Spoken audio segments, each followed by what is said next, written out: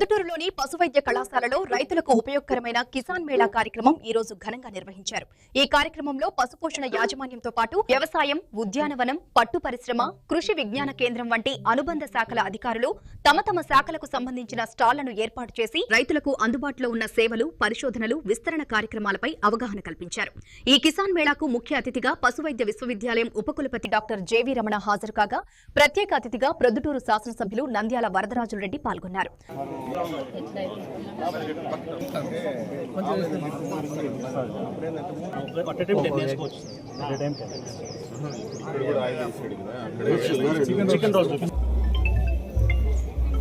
ఒకసారి కుక్ కావాలని పైకి లేస్తారు సార్.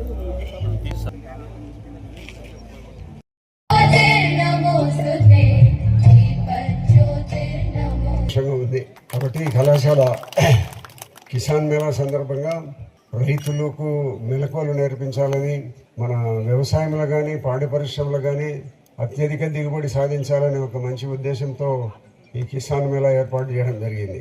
కాబట్టి మనమందరం రైతులందరూ పూర్వ పరిస్థితుల్లో ఇంకా వ్యవసాయం చేస్తున్నాం, పూర్వ పరిస్థితుల్లోనే ఇంకా పాడి పరిశ్రమ జరుగుతూ ఉంది. కాబట్టి ఈ కొత్త మెలకువలు మనం తెలుసుకొని పంటలు పండించడంలో కానీ పాడి పశువులను పాలు ఎక్కువ పెంచడంలో కానీ మనమందరం కొత్త మెలకువలను పాటించాలనేది కిసాన్ మేళా యొక్క ఉద్దేశం. కాబట్టి మీరందరూ రైతులు, మనం గ్రామీణ ప్రాంతాల్లో పుట్టినాం కాబట్టి ఇక్కడనే పుట్టినాం, ఇక్కడనే పెరిగినాం, ఇక్కడనే చనిపోవాలని అనుకుంటుంటాం. కాబట్టి గ్రామీణ ప్రాంతాల నుంచి చదువుకొని పోయిన అధికారులందరూ గ్రామాలలో ఉండాలనుకోవడం వాళ్ళందరూ పొద్దుటూరుకే పోతున్నారు. గ్రామాలలో బాగుంటుంది అనేది ఎవరు ఆలోచించకుండా ఏ చిన్న ఉద్యోగస్తుడు కూడా ప్రతి ఒక్కరూ పోతున్నారు ఉద్యోగం చేసే వాళ్ళందరూ. కాబట్టి వ్యవసాయం అనేది గిట్టుబాటుగా లేని కారణంగా ఈ మన ప్రాంతంలో జరిగేది ఏమైందంటే వ్యవసాయంలో వచ్చే ఆదాయంతో మన సంసారం జరగడం కష్టం. కానీ ప్రతి ఇంట్లో 3-4 పశువులను పెట్టుకొని పాలు డైరీకి పోసుకొని జీవనం సాగిస్తున్నారు. కాబట్టి మనం అందరం కూడా గ్రామీణ ప్రాంతాల్లోనే ఇటువంటి పట్టణాలకు అందించేటి బట్టతో సహా పాలతో సహా ప్రతి ఒక్కటి గ్రామీణ ప్రాంతాల్లో ఉత్పత్తి చేసేది పట్టణాలకు పోతుండే. ఈరోజు అందరూ బెడ్ కాఫీ తాగాల పొద్దుటూరులో అంటే 6 గంటలకు మనము తయారు చేసిన పాలనే వాళ్ళు బెడ్ కాఫీ తాగుతుంటారు. కాబట్టి శ్రమ అంతా రైతులు ఎక్కువగా ఉంది. రైతుల శ్రమ ఎక్కువగా ఉందని ఏదో ఇప్పుడు ప్రభుత్వం కూడా అంత పెద్ద అగ్రికల్చర్ మీద, ఈ పశుపోషణ మీద అంత కావాల్సినంత నిధులు ఖర్చు పెట్టి కొత్త రకాలైన ఆధునికమైన పరిస్థితుల్లో అగ్రికల్చర్ తీసుకురావడం కానీ పశువులను ఈ పాల ఉత్పత్తి పెంచడంలో కానీ కావాల్సినంత చేయలేదని నా పర్సనల్ అభిప్రాయం. ఇప్పుడు మన భారతదేశం ఏం జరుగుతుందంటే గ్రామీణ ప్రాంతాలలో ఒక పంటలు పండేదానికి ఒక మినుము పైరు వేస్తే 90 రోజుల పంటకు 6 సార్లు 7 సార్లు పురుగుల మందు కొడుతున్నాం. ఆ పురుగుల మందులు అన్నిసార్లు కొడితే కానీ రైతుకు పురుగు ఆశించకుండా పంట వచ్చే పరిస్థితి లేదు. అట్లా పరిస్థితుల్లో ఉన్న పంటను మనం తింటున్నాం, ఈ మాదిరిగా కొడుతున్నాం. కాబట్టి మనము ప్రభుత్వం కూడా నేను ఏం చేయాలని కోరుకుంటున్నానంటే, మనం ఈ యొక్క చంద్రమండలంలోకి మనము క్షిపణులు మన కక్షలోకి మన పంపించి అక్కడి నుంచి ఏం జరుగుతుంది, ఆ ప్రాంతంలో ఏముంటుంది అని నిరంతరము అక్కడి నుంచి ఫోటోలు పంపిస్తుంటారు మనకు. కాబట్టి మనం కూడా ప్రభుత్వము అంతటి చంద్రుని మీదకి ఎంతైతే పంపించాలని ఒక శాస్త్రవేత్తలను మనం పనులు చేయిస్తూ ఉండరు. అగ్రికల్చర్ కూడా అంతే డబ్బులు ఖర్చు పెట్టి చేస్తేనే తప్పక ఈ వ్యవసాయము పాడి ఇవన్నీ కూడా పైకి వచ్చే పరిస్థితులు లేవు. ప్రపంచ దేశాలలో మంది పెద్ద వ్యవసాయక దేశమైనా కూడా చాలామంది కొంతమంది భూములు అమ్ముకుంటున్నారు, కొంతమంది సొంతంగా కష్టపడే వాళ్ళు బాగానే ఉన్నారు. కాబట్టి వ్యవసాయం అనేది రైతు అంటే అందరికీ చిన్న చూపుగా ఉంది. ప్రభుత్వానికి కానీ ప్రభుత్వ ఉద్యోగస్తులకు కానీ, అంటే వీళ్ళని కాదు, ప్రభుత్వ ఉద్యోగస్తులకు తాలూకా ఆఫీసుకు పోతేనే, పోలీస్ స్టేషన్కి పోతేనే రైతు అంటే ఒక రకంగా చిన్న చూపు చూస్తున్నారు. రైతు లేని దేశం లేదని వాళ్ళకి తెలియడంలే. తినే తిండి ప్రతి ఒక్కటి బట్ట, మనం గింజలు, నూనె అన్నీ మనమే పంపిస్తున్నాం.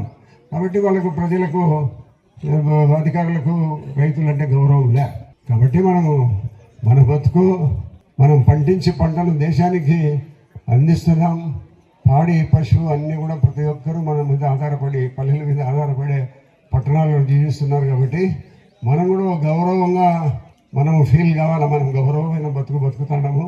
మన ప్రాంతం నుంచి, మన ఊరు నుంచి పోయిన దాంట్తోనే వాళ్ళందరూ పట్టణంలో వాళ్ళు ఉంటారు అనేది మనం కూడా గర్వంగా ఉంటూ, మనం ఇట్లా మెలకువలు కిసాన్ మేళా ద్వారా మనం కొత్త మెలకువలు వ్యవసాయంలో కానీ మన పాడి పరిశ్రమలు కానీ నేర్చుకొని మరి ఇవన్నీ కూడా మనం ఉపయోగించుకునే దానివల్ల మనము కొంత ఆర్థిక పరిస్థితిగా మనం పల్లెల్లో ఎదగగలిగేదానికి అవకాశం ఉంటుంది. కాబట్టి మీరందరూ కూడా ఈ కొత్త మెలకువలు నేర్చుకొని మనం భవిష్యత్తులో ఆ మెలకువల ద్వారా మనం అధిక ఉత్పత్తి పండించదు కానీ అధికంగా పాల్గొన్న మనము పెంచేదానికి కానీ మనం ప్రయత్నం చేయాలి.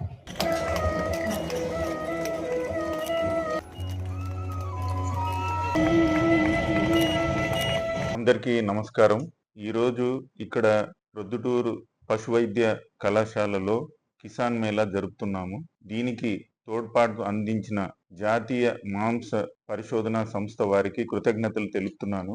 అదేవిధంగా ఈ కిసాన్ మేళకు ముఖ్య అతిథిగా వచ్చిన వరదరాజు రెడ్డి గారికి కృతజ్ఞతలు తెలుపుతున్నాను. ఈ కిసాన్ మేళాకు అన్ని అగ్రికల్చరల్ అలైడ్ డిపార్ట్మెంట్స్ వారు అందరూ కూడా ఇక్కడ స్టాల్స్ ఏర్పాటు చేసి వారి సహకారాన్ని అందించినందుకు వారందరికీ కూడా కృతజ్ఞతలు తెలుపుతున్నాను.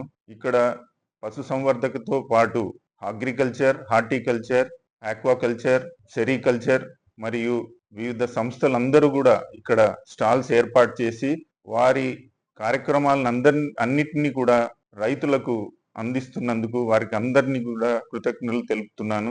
ఇక్కడ ఇంత పెద్దగా ఈ కార్యక్రమాన్ని నిర్వహించిన ఈ కళాశాల ప్రిన్సిపాల్ శ్రీనివాస్ ప్రసాద్ గారిని కూడా అభినందిస్తున్నాను. ఇక్కడ ఈ కార్యక్రమానికి కన్వీనర్ గా ఈ కార్యక్రమాన్ని అన్నింటినీ కూడా పర్యవేక్షిస్తున్న రాజ్ గారికి, అదేవిధంగా బోధనేతర సిబ్బంది అందరూ కూడా విద్యార్థులతో పాటు అందరూ కూడా ఎంతో శ్రమించి ఈ కిసాన్ మేళాను దిగ్విజయంగా నిర్వహిస్తున్నారు. ఈ కిసాన్ మేళాకు ఎక్కడ వివిధ ప్రాంతాల నుంచి రైతులందరూ ఇక్కడికి వచ్చినారు. వారికి అందరికీ కూడా నేను కృతజ్ఞతలు తెలుపుతున్నాను. ఇక్కడ ముఖ్యంగా అగ్రికల్చర్ అండ్ అలైడ్ ఫీల్డ్స్ అన్నిట్లో కూడా రైతులు ప్రభుత్వం వారు ఏ విధమైన సహకారాలు అందిస్తున్నారో వాటిని అన్నిటిపైన అవగాహన తెలుసుకొని వారు వారి వారి వృత్తుల్లో అధిక లాభాలు పొందాలనేది ముఖ్య ఉద్దేశం. ఈ ప్రాంతంలో ఏ ఏ విత్తనాలు వేసుకుంటే మంచి దిగుబడి వస్తుంది, అదేవిధంగా హార్టికల్చర్ క్రాప్స్ అయితేనేమి, సెరికల్చర్లో ఏ ఏ విధంగా మనం లాభాలు పొందొచ్చు, పాడి పరిశ్రమ అన్నిటిని కూడా ఒక కోఆర్డినేషన్గా అంటే ఇంటిగ్రేటెడ్ ఫార్మింగ్గా అందరూ కూడా చేపట్టినట్లయితే ఒక దాంట్లో మనకు నష్టాలు వచ్చినా ఇంకొక దాంట్లో మనకు లాభాలు వస్తాయి అనేది అందరూ కూడా శాస్త్రవేత్తలు వారి వారి ఫీల్డ్లో ఉన్న ఒక ముఖ్య అంశాలన్నీ కూడా ఇక్కడ ప్రజలకు, రైతులకు అందరికీ కూడా వివరించారు. సో ఈ కిసాన్ మేళా ఇంత సక్సెస్ఫుల్ గా కండక్ట్ చేసిన అందరికీ కూడా నా అభినందనలు తెలుపుతున్నాను. కిసాన్ మేళాకు వచ్చిన ప్రతి ఒక్కరికి నా నమస్కారం తెలియజేస్తున్నాను.